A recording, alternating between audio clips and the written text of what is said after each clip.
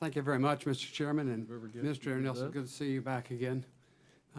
Regarding the deferred maintenance we have on the aging structures, how do we make sure that we prioritize the infrastructure needs going down the road? And I know it's the same problem slightly you just talked about, but Yes, sir.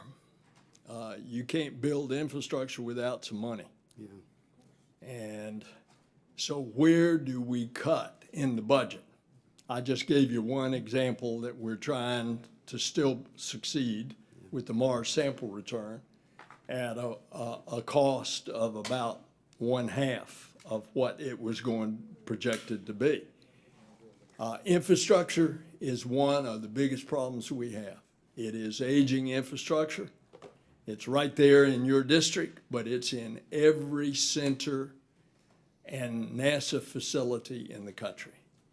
And what I'm hoping is when you all get through with the cycle of 24 and 25, that come 26, with all of the fiscal other things that you have to consider, that there might be some more appropriations for NASA to address its facilities needs.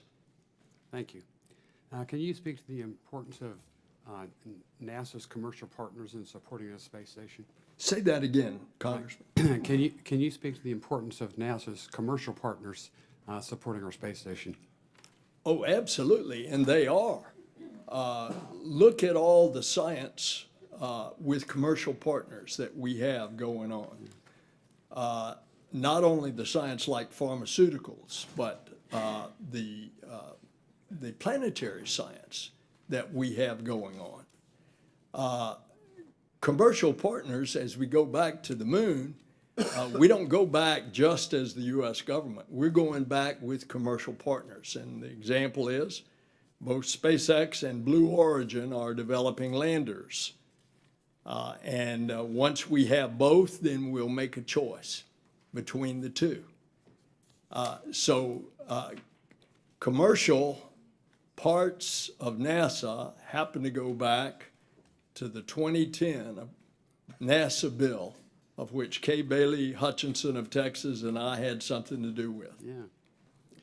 Yeah. Could you explain how China uses space as a foreign policy tool? How China does, or how China all does. of us do? Yeah. Well, let me say that, when we fly a foreign astronaut, that certainly is a part of a foreign policy tool. When we do a foreign experiment, when the University of Edinburgh is a major principal investigator on the James Webb Space Telescope, that's all foreign policy as well. Likewise, China tries, but is not nearly as successful as we are because they're much more secretive in their space program. Yeah. How do we counter their announcement that they're going to invite international astronauts to fly in their space station? We've already done that in many cases, obviously. Been there, done that, but.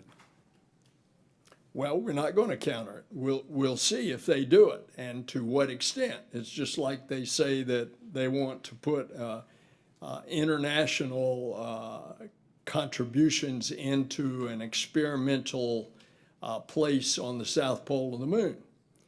Of course, my concern is that they don't get there first and then say, this is our area, you stay out. Because the south pole of the moon is an important part, we think, because we think that there is water there, and if there's water, then there's rocket fuel. And that's one reason we're going to the south pole of the moon. Yeah, they're not going there to study the origins of man or collect rocks. They're going there to colonize, and everything that they do has a military component to it. You know that. I know that. That's great concern.